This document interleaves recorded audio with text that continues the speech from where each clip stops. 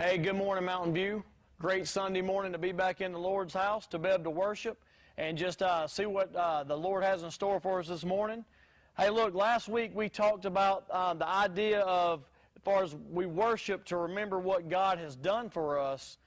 This week we're going to look at we worship even when it's difficult to worship. So once again, let me say that one more time, because, ladies and gentlemen, sometimes we fight this one. We can worship even when it's difficult to worship. Okay? So this morning as we jump in, we're going to be in Psalm 22, verses 1 and 2.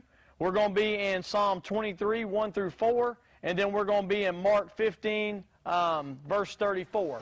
And I'd like to give an opportunity to give credit to Grow Curriculum that we use sometime in the back, as far as with the students, to help on ministering with some of these messages. So this morning as we dive in and look at what we have, we worship even when it's difficult. So, has a song ever made you sad? Let's think about that for a minute. I love giving some examples to kind of get your mind to start, fixing in on what we're going to jump into, and to kind of get you to challenge yourself, to kind of lock into the message and just have fun with it. So as a song, can you think of a song that's ever made you sad? We can think of things that made us sad when we were a kid. Maybe about if you were, as a kid, you dropped your ice cream or you broke a toy. I know I've broken a lot of toys growing up. I've broken stuff that belonged to my mom, the little figurines, and I remember a particular one that really made me sad when she found out that when I had broken it, I tried to fix it, and I thought I'd done a great job. I glued the head on backwards. So many times when we go to fix stuff, we can make a bigger mess when I should have just been honest up front. But I remember that time of being sad, knowing, hey, look, I thought I had this thing fixed. You're panicking so quick, you go to put the super glue on there and you glue it, and you find out she notices that the head's glued on backwards. So that's some things that, when we talk about sadness, or we talk about things that make us sad in life, or even songs, we're not always good at dealing with sadness, are we? So many times, even in life, as we get older, we don't do a great job of dealing with sadness. We'll disguise sadness sometime with anger or sarcasm. We'll feel embarrassed about our sadness. We'll be overwhelmed about our sadness. Sometimes we'll ignore our sadness rather than just dealing with it. Let's talk about something called lament, by observing a few stories in the Bible. See, we see the word lament is a passionate expression of our grief or sorrow. It's facing sadness instead of ignoring it. It's feeling the sadness of numbing it, or it's feeling the sadness instead of numbing it. It's working through the sadness instead of getting over it. We can all think of opportunities or stories in life when we felt deeply saddened or heartbroken. Our biggest struggles or questions during that time of that sadness we might face. There again, last week I told you a middle school story about being a big Chicago Bulls fan. But this week we're going to go back to the middle school days of the sadness that we can feel of heartbreak sometime. Definitely wouldn't call any names for sure, but I remember in middle school of having that girlfriend that you like, that you buy them a gift and you give them something, and the heartbreak comes when they don't appreciate it, and you find out from their other friends that, hey, they took the gift you give them as a necklace and flushed it down the toilet. We leave ourselves heartbroken saying, hey, what's wrong here? Why did this happen? Ladies and gentlemen, we've all been in those circumstances, whether it's been heartbreak through relationships, or it's been deeply saddened by a loss of a loved one, or deeply saddened of a loss of just losing a job or something that's went wrong in your life. The biggest struggle or questions that we have during that time. Sometimes we make mistakes of believing we shouldn't feel certain emotions if we follow Jesus. Feeling sad, grief, or frustration or anger means we don't trust God or have enough faith. This is the mistakes we feel sometime of believing. Following Jesus means we always will be full of joy, hope, and peace. And we know that's not always true also. The following Jesus, that we're going to have letdowns in our life sometime, but it's how we pick ourselves back up and how we look to Him in those heartbreaks and that sadness and the times when it's not going very well. Like I said last week, it's easy to be able to think about Christ or, go about daily life when everything's going well. And we never stop and give Him the praise for it. But you let sadness hit, you let heartbreak hit, then we start questioning things. We start questioning God. We start questioning ourselves. So we're going to see in today's scriptures that scriptures filled with people whose lives were really difficult, and they responded with full range of emotions. They all had full range of emotions, just like we do. In our first Bible verse that we're going to look at, or scripture we're going to look at, is Psalm 22, 1 and 2. It says, God, God, my God, why did you dump me miles from nowhere? Doubled up with pain, I called to God. All the day long, no answer, nothing. I keep at it all night, tossing and turning. In this psalm, we see that David expresses more honest questions and pleas while feeling like everyone is out to get him. How many times in your life have you felt like everyone's been out to get you? What do we do when we feel that way? It's so easy all the time to basically turn and run from it, or to go against everybody instead of seeking the face of Christ and letting Him battle that battle for us.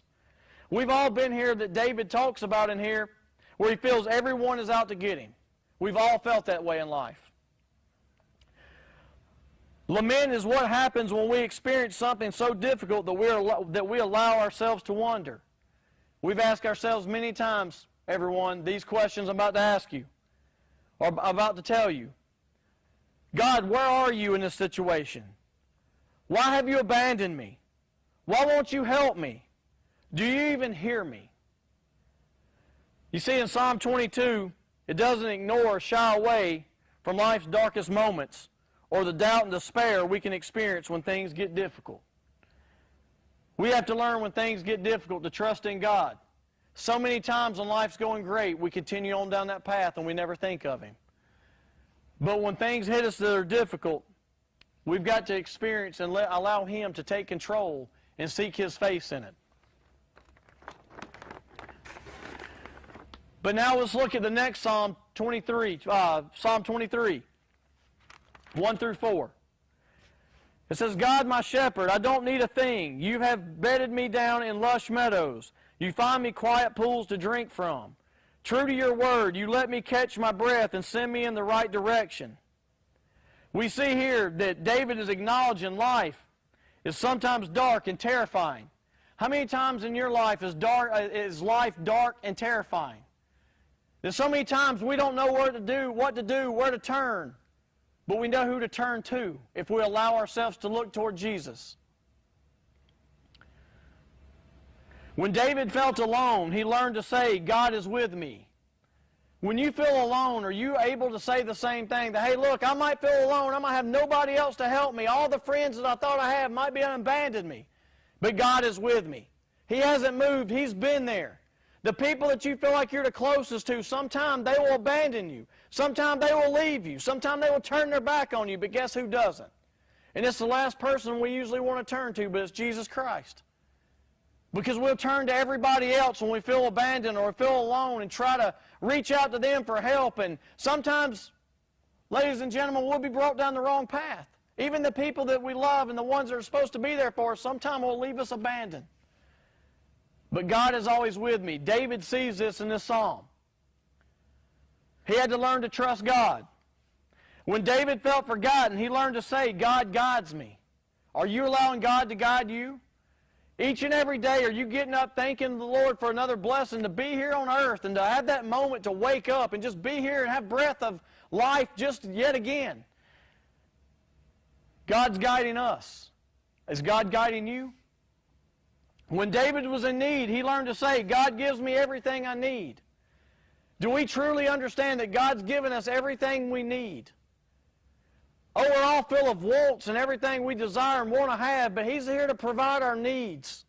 God will give us our needs, or we're allowing Him to give us our needs. When David felt exhausted, he learned to say, God makes me new. Ladies and gentlemen, I know what we've been through over the past year of the COVID situation and everything. There's a lot of people that's exhausted. There's a lot of people that's just worn themselves out with worry and everything that goes on, and we know we shouldn't do that. But we've exhausted ourselves, but we know the Lord can make us new. It's easy to worship God when our lives are great, but can we find a way to worship Him even when things look bleak? These Psalms I've just read you, they teach us that our worship of God shouldn't just happen during our best times, our brightest times, and our most important and hopeful moments. Like the psalmist, we can worship even in the deepest valleys of fear and desperation, because lament makes our worship deeper. We're going to turn to Mark 15:34, and we've seen right here, this is where the crucifixion has happened. And I'm going to read you Mark 15:34. It says, at noon the sky became extremely dark.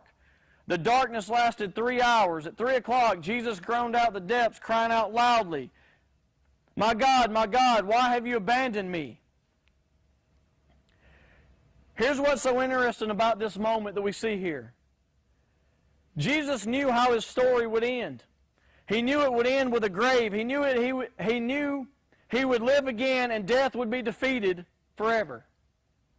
But in the meantime, Jesus still felt the real grief and despair.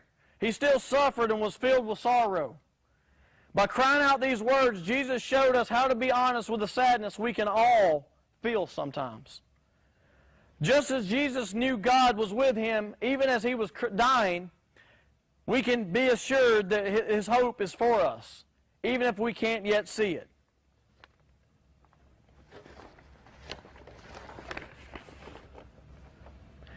So I want to ask you some questions, and I want you to think deep on these and see how you answer them and see how you deal with life in these circumstances. What's something you are not okay with in your life? If you had an opportunity to really examine and really look deep, what's something that you're not okay with in your life? And I hope we could all agree that the something that we're not okay in our life is not taking those opportunities each and every day to share Jesus Christ with this lost and dying world. I hope that we're not okay in our life that we don't take those opportunities. We need to take those opportunities daily and challenge ourselves to say, hey, look, who can I tell Jesus about today? It might cost me everything. It might cost me friends. It might cost me a job, but I've been put here to tell people about Christ, so I hope today, one of the things that you're not okay with in your life is I hope you're looking for opportunities to tell more people about Christ. What are some things you're not okay with in this world? Oh, that's a good one. Here in 2021, there's a lot of things I hope you're not okay with in this world. I hope and pray that as Christians that we'll rise up and take that battle cry. We'll go out and we'll stand and fight for Christ. And I'm not talking about with our fists, guys. I'm talking about on our knees praying that the Lord will heal this land and heal this country like He said He can. We've seen it many times in the Bible, but will we turn back to Him? Will we take that stand as Christians and stop being pushed in the corner? And stand up and let our voices be heard that we're not taking this anymore, that we're going to stand and live for Jesus no matter what the cost. What are some things that you're not okay with in your church, city, or school? What are some things that you're not okay with in your church, city, or school? Once again, guys, in our city and our school, I hope and pray that we'll look to take Jesus to our community. I think if we look at our school, of all the activities and everything they do that just considers taking up Wednesday night and doing things on Sunday and having sporting events and pulling people out, pulling students out and pulling students away. Guys, it's time we take back our schools and let our voices be heard that we want to stand for Jesus. He belongs there. We need to help put Him there and put Him back in the schools. Because we see the things in 2021 that's going on today. The schools are not winning by what they're doing. We need to have Christ there. But it's going to take the Christians, it's going to take the church to stand up and say, you know what, we're not being pushed back anymore. We're here to work along beside this community, embrace this community, and not hate on the sins that are going on, or not hate on the people that's going on, but, dislike the sins of sitting by and just continuing watching this stuff happen. See, we're all sinners and we all mess up. We've got to learn to love the people and dislike the sin because God hated the sin. What breaks your heart? What breaks your heart each and every day? We live in a world that wants to tear each other apart. No matter where you sit on these circumstances, we live in a world that wants to tear us apart. By the color of our skin, by where we live, what we like to do. The world wants to tear us apart. Let's be real with the media. The world wants to tear us apart. But how many times are we going to buckle and just let them? How many times are we going to stand up and fight? Because, guys, we always got to go back and remember John 3:16, for God so loved the world that He died for all of us, for everyone. But so many times we allow this world try to tear us apart. Are we going to stand for Jesus? Are you going to stand for Jesus today? Can He count on you? Can He count on you to make a difference in the world that you live in today, of the small section of the society that you have a chance to impact today? You see, chances are some of the things you've just written down are the things God has been waiting for you to lament. It makes you worship more honest. It makes you worship deeper. And it makes you look for a hope you can't see. Ladies and gentlemen, I hope that you'll take this morning and understand that we can worship even in those times of difficulty. We can worship and look to God and celebrate the things He has done for us like we talked about last week. I hope and pray over these 2 weeks that when we talked about worship that you take a whole different look at it and you examine yourself and take a look back and see what we can do to bring Jesus to this lost and dying world. See, guys, we need each other. The world wants to separate us. Society wants to tear us apart. Jesus Christ wants to bring us all together because we're all His people. We're all His people. He died for everyone. Thank you so very much for this opportunity. Look forward to seeing you again next week. Hope you have an awesome Sunday. Go tell somebody about Jesus.